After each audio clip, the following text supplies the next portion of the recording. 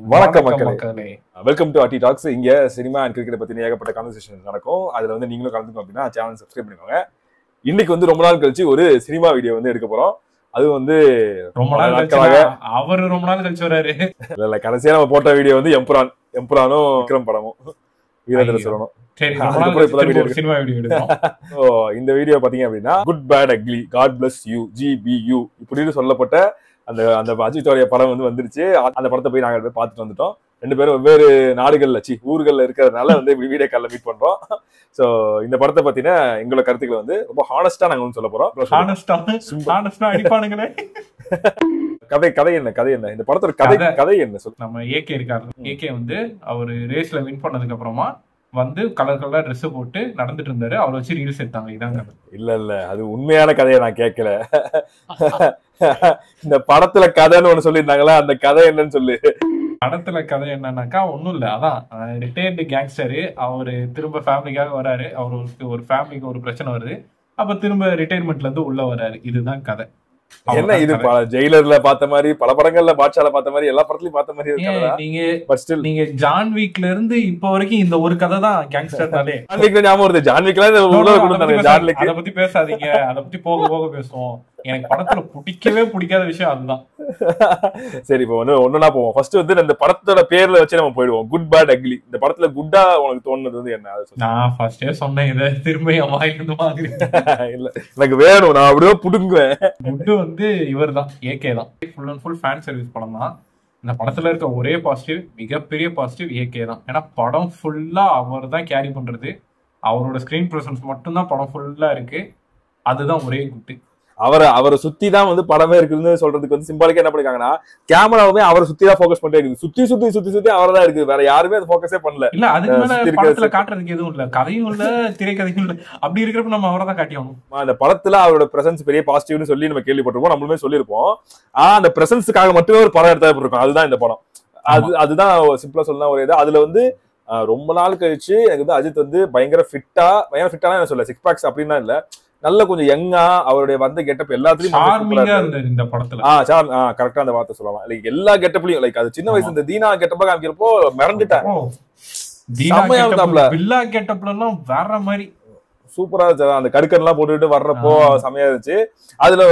அதுக்கப்புறம் எனக்கு வந்து அஜித் அவர்களுடைய அந்த கெட்டப்ஸ், அவர் பேசுற விதம், அது எல்லாமே பிடிச்சிருந்துச்சு. ரொம்ப நாள் கழிச்சு கொஞ்சம் வந்து அவருடைய டோன் மாத்தி பேசுற மாதிரி இருந்துச்சு. எப்பயுமே ஒரே மோனோ டோன்ல அப்படியே ஒரே மாதிரி அம்மா சாப்பிட்ட 6 நாள் ஆச்சு அந்த டோன்லயே பேசிட்டு இருப்பாரு. நடுவுல இதுலயும் அம்மா சாப்பிட்ட 6 நாள் டோன் வந்துச்சு. பட் ஸ்டில் கொஞ்சம் அங்கங்க கொஞ்சம் எமோஷன்ஸ் காமிக்கிறது, கொஞ்சம் அந்த டைலாக் கெத்தான டைலாக் எல்லாம் பேசுறப்போ கொஞ்சம் டிஃப்ரெண்டா இருந்துச்சு. அதை தாண்டி எனக்கு வந்து குட்டா தோணுது என்ன அப்படின்னா, ஒரு சில அந்த மாஸ் மொமெண்ட்ஸ் வந்து நல்லா இருந்துச்சு. லைக் ஃபார் எக்ஸாம்பிள் இந்த பில்லாவுடைய அந்த ரெஃபரன்ஸ் காமிக்கிறப்போ, யாருக்குடா நீ வந்து பணம் கொடுத்த அப்படின்னு சொல்றப்போ, மலேசியால எல்லா ரவுடிக்கும் பணம் கொடுத்தான்னு சொல்றப்போ, மொத்த மலேசியாவும் அவரோட தாண்டா அப்படின்னு சொல்றப்போ, அப்போ பில்லாவோட ரெஃபரன்ஸ் வர்றது அது சூப்பரா இருந்துச்சு. சிம்ரனோட reference and Trisha Ajith meet பண்றப்போ இந்த பழைய பாட்டு, கிரீடம் பாட்டுன்னு நினைக்கிறேன், கிரீடமா ஜியான்னு தெரியல, அந்த பாட்டு வந்துச்சு. சோ அந்த மாதிரியான ரெஃபரன்சஸ். சோ இந்த மாதிரி அங்கங்க லைக் விஜய் அவர்களுடைய ரெஃபரன்ஸ், லைக் ஐ அம் வெயிட்டிங்னு இந்த இன்டர்வல்ல சொன்னது சொல்றேங்க. படம் ரிலீஸ் ஆகி ஒரு நாள் தான் ஆகுது, ஆல்ரெடி ஆயிட்டு போட்டேன். எல்லாத்தையும் ஆல்ரெடி வாட்ஸ்அப் ஸ்டேட்டஸ்ல போட்டுருப்பானுங்க, இன்ஸ்டா ஸ்டோரியில போட்டுருப்பானுங்க. நான் படத்துக்கு போறதுக்கு முன்னாடி இது எல்லாமே எனக்கு தெரிஞ்சிச்சு. மனப்பாடமா தான் உள்ளார போனேன் நானு. எங்க இது என்ன வரல அப்படின்னு சொல்லி வெயிட் பண்ணிட்டு இருந்தேன் நானு. அப்போ படம் ரொம்ப உங்களுக்கு. நான் இன்னொரு குட்டு சொல்லுவேன், டைரக்டர்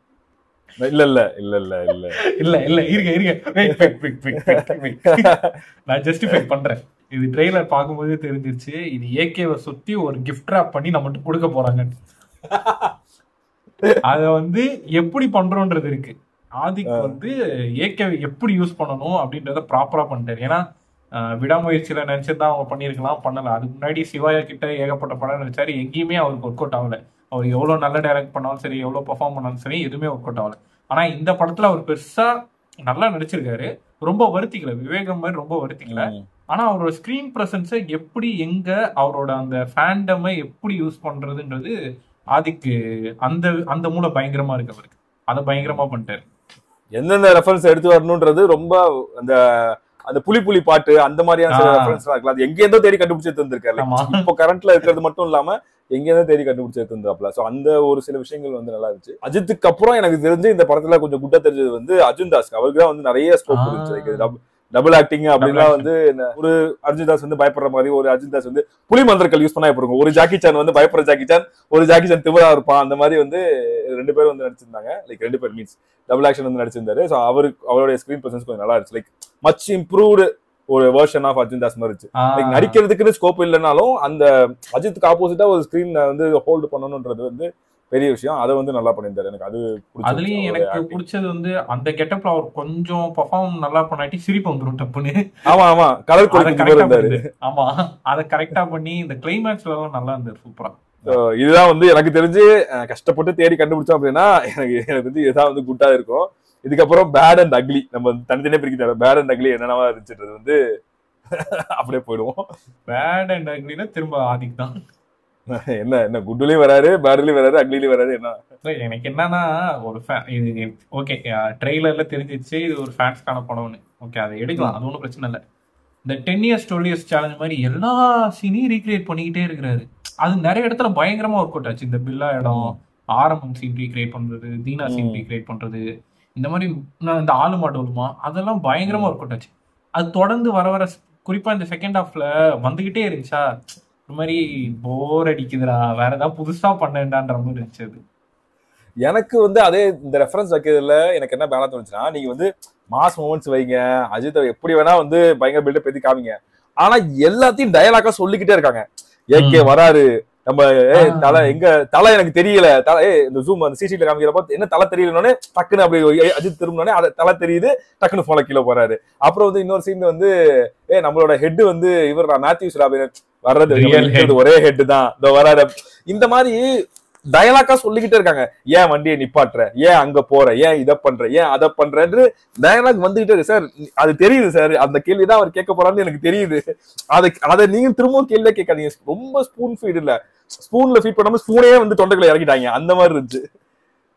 எனக்கு இன்னொன்னு வந்து இந்த பில்டப் கொடுக்கறதுக்குன்னு அவரை சைன் பண்ணி எழுதி வச்சிட்டாங்களான்னு தெரியல. இந்த கேஜிஎஃப்ல ஒருத்தர் வருவார்ல, தங்க போட்டிய தகரடப்பா நினைச்சிட்டு, ஐயோ அவரை சும்மா சும்மா கூட்டு வந்து அவர் கட்டக்குரலை வச்சு கத்திக்கிட்டே இருக்கிறாரு. சும்மா அவர் எல்லா படத்துலயும் வர்றாரு, அது டென்ஷன் ஆகுது. அவர் சும்மா எல்லா படத்துலயும் வந்து ஒரு டைம் இருக்காரு. ஒரு டைம் 2 டைம்னா பரவாயில்ல, எப்பப்பெல்லாம் வந்து ஏகே யாருன்னு கேக்குறப்போ சாதாரணமா பேச பண்றாங்க. ஏகேனா யாரு தெரியுமா, ஏன்டா ஆரம்பிச்சுட்டே இருக்கீங்க, அதை சொல்லவும் மாட்டேங்கிறாங்க. ஃபர்ஸ்ட் சீன்ல ஏகே யாருன்னு ஒருத்தன் கேக்குறான், அப்பவே சொல்ல வேண்டியதானே ஏகே இவன் தான் sir, his name is AK, he is from Tiruppur அப்படின்னு சொல்ல வேண்டியதானே. அப்ப சொல்ல மாட்டாங்க. ஏகேனா யாருன்னு தெரியுமா, அங்க ஒரு கட்டு, என்ன ரெட் டிராகன்னா யாருன்னு தெரியுமா, அங்க ஒரு கட்டு, ஏகேவும் ரெட் டிராகனும் சேர்ந்தா எப்படி தெரியுமா, அங்க ஒரு கட்டு. ஐயோ பேசிக்கிட்டே இருக்காங்களே இதே மாதிரின்ற மாதிரி இருந்துச்சு. அந்த ஒரு சொன்ன மாதிரி அந்த பில்டப் வந்து தேவையில்லாம வந்துகிட்டே இருக்குது அப்படின்ற மாதிரி இருந்துச்சு. எனக்கு அது ரிப்பீட்டேட்டிவா வந்துட்டே இருந்துச்சு. 2-3 இடத்துல பயங்கரமா இருந்துச்சு. ஆனா அது வர வர சரி இருடா கொஞ்சம் பிரேக் கொடுங்க கொஞ்சம் அப்படின்ற மாதிரி தான் இருந்துச்சு. இன்னொன்னு நெகட்டிவா அது எனக்கு தெரிஞ்சு நம்ம எல்லாருக்கும் அது நெகட்டிவா இருக்கும்னு நினைக்கிறேன். எனக்கு தெரிஞ்சு ஒரு தீவிர ஏகே ஃபேனா இல்லாம போனதே நமக்கு ஒரு நெகட்டிவ் நினைக்கிறேன். மேபி ஒரு தீவிர ஏகே ஃபேனா இருந்தோம் அப்படின்னா இதெல்லாம் பாக்குறப்போ இவரை இந்த மாதிரி பார்த்து எவ்வளவு நாள் ஆச்சுடா. இப்போ வந்து ரஜினிக்கு வந்து ஒரு பேட்டை வந்தப்போ எல்லாரும் என்ஜாய் பண்ணாங்க. சார் பழைய ரஜினி திரும்ப பாத்துட்டோம்டா அப்படின்ற மாதிரி. இந்த காலா கபாலிக்கு அப்புறம் மேபி வந்து விடாமுயற்சி இல்ல, அதுக்கு முன்னாடி நிறைய கேப் வந்துருச்சு. அதுக்கப்புறம் ஒரு அஜித்தை இப்படி வந்து ஸ்டைலா இப்படி ஒரு மாசா ஒரு மியூசிக்கோட பேக்ரவுண்ட் மியூசிக்கோட ஜாலியா பாக்குறதுக்கு வந்து மேபி ஒரு தீவிர ஏகே ஃபேனா இருந்திருந்தா, ஒரு ஆமையா இருந்தா நமக்கு பிடிச்சிருக்கும்னு நினைக்கிறேன். ஆமா, அதுவுமே அது வந்து ஒரு மிகப்பெரிய பிரச்சனை அது. ஆமா, நம்ம வந்து ப்ரெடிக்ஷன்ல சொல்லியிருந்தோம் இது வந்து 2 எக்ஸ்ட்ரீம்ல தான் வாய்ப்பு இருக்குது. ஒண்ணு எல்லாருக்கும் ரொம்ப பிடிக்கும், இன்னொரு சைடுக்கு ஒருத்தவங்களுக்கு பிடிக்கவே பிடிக்காது. நம்மளாம் வந்து அந்த பிடிக்காத கேட்டகரியில வந்துருவோம்னு நினைக்கிறேன். கண்டிப்பா ஏகேவோட அந்த சீன்லாம் நம்ம என்ஜாய் பண்ணுவோம். அந்த ஏகப்பட்ட ரீக்ரியேஷன், நான் அதை ரெஃபரன்ஸ் சீன் சொல்ல மாட்டேன், ரீக்ரியேஷன் எல்லா சீனையும் ரீக்ரியேட் பண்ணி வச்சிருக்காங்க. அதெல்லாம் வந்து நிறைய சீன்ஸ் என்ஜாய் பண்ணுவோம். ஆனா ஒரு சில சீன்ல போர் அடிக்கும். செகண்ட் ஹாஃப்ல எல்லாம் கொஞ்சம் லேக் அடிச்சு. ஆனா நான் இந்த படத்துல வந்து நான் கதையை குறைய சொல்ல மாட்டேன். ஏன்னா எனக்கு ட்ரெய்லர்ல தெரிஞ்சிருச்சு நீ இதுதான் பண்ண போற, எனக்கு இது போதும். அதனால இந்த படத்துக்கு போறப்போ நம்ம வந்து புது விதமான கதையை நம்ம எதிர்பார்த்து போறது கிடையாது. திரைக்கதையில ஒரு டிஃப்ரெண்டான திரைக்கதை எதிர்பார்த்து போறது கிடையாது. இல்ல லாஜிக் நம்ம எதிர்பார்த்து போல, எதுவுமே எதிர்பார்த்து போல. ஜஸ்ட் நீ என்ன பண்ற நான் பாக்குறேன்னு போறப்பே வந்து டிசப்பாயிண்ட் ஆச்சு. அதுதான் வந்து ஒரு விஷயமா இருந்துச்சு. எனக்கு அடுத்து இந்த படத்தை எனக்கு பிடிக்காம வந்தது என்ன அப்படின்னா த்ரிஷா கேரக்டர். எனக்கு தெரிஞ்சு த்ரிஷா இந்த மாதிரியான ஒரு கேரக்டருக்கு தான் சைன் பண்ணுவாங்க போல. பார்த்தாலே டென்ஷன் ஆகுது. ஏமா யாருமா நீ, எதுக்குமா சும்மா அந்த ஆளை போட்டு குறை சொல்லிக்கிட்டே இருக்க, ஏய் நீயா உன்னாலதான் எல்லாமே காரணம், கடைசியா பார்த்தா அவதான் காரணம். லூசு மாதிரி மாத்தி மாத்தி பேசிக்கிட்டு இருக்க. ஆமா, ஐயோ இந்த விடாமுயற்சியில அவ பண்றதை பார்த்தாலும் அப்படிதான் டென்ஷன் ஆச்சு. அதுக்கு முன்னாடி கோட்ல வந்து ரெஃபரன்ஸ் நடுவுல ஒரு பாட்டை ஆடிட்டு போறப்பயே எனக்கு அப்படிதான் டென்ஷன் ஆச்சு. இந்த மாதிரி எப்பப்போலாம் வராலும் அப்பப்போலாம் டென்ஷன் ஆயிட்டு தான் இருக்குது இந்த பிள்ளைய பாக்குறப்போ. கான்ட்ராக்ட்ல வந்து மேம் இது நீங்க உங்களை பார்த்தாலே ஆடியன்ஸ் நினைச்சா மேம் ஓகே சைன் பண்ணிட்டேன் அப்படின்னு சைன் பண்ணுவாங்க போல. ஆனா என்ன பண்றது, அவங்களாலதான் கதை அங்கங்க நகரும், அதுக்கு மேல கதை நகராது. எனக்கு தெரிஞ்சு த்ரிஷா அண்ட் இந்த டி பையா இது ரெண்டும் வந்து ஒரு காம்போ போல. இந்த படத்துலயும் அப்படிதான், லியோ படத்துலயும் அப்படிதான் வந்திருக்கும், இந்த படத்துலயும் அப்படிதான் வந்திருக்கு. இந்த படத்துல அந்த படத்துல விஜய் பேசிட்டாரு, இதுல வந்து இவங்களே பேசிட்டாங்க. எனக்கு இன்னொன்னு ஒரு மாதிரி கஷ்டமா இருந்துச்சு எனக்கு. நான் ஒரு வாங்லி கண்ணின்றதுனால கஷ்டமா இருந்துச்சா அது டாங்லி இல்ல, ஆக்சுவலா அந்த சீன் என்னால ஏத்துக்கவே உங்களுக்கு சுத்தமா. அது பட்ஜெட் இல்ல, காசு இல்லப்பா அப்படின்னு நீங்க சன் பிக்சர் கலாநிதி மாறன் இல்ல லைக்கா மாதிரி முட்டா பையில கூட்டு வந்தா அவங்க வந்து ஆளாளுக்கு 100 கோடி கொடுத்து எடுத்து வந்திருப்பானுங்க. ஆமா கூட்டு வந்திருப்பான். எனக்கு என்னன்னா இவங்க ரெஃபரன்ஸ் வைக்கிறேன்ட்டு உலக லெவல்ல ரெஃபரன்ஸ் வைக்க ஆரம்பிச்சிட்டாங்க.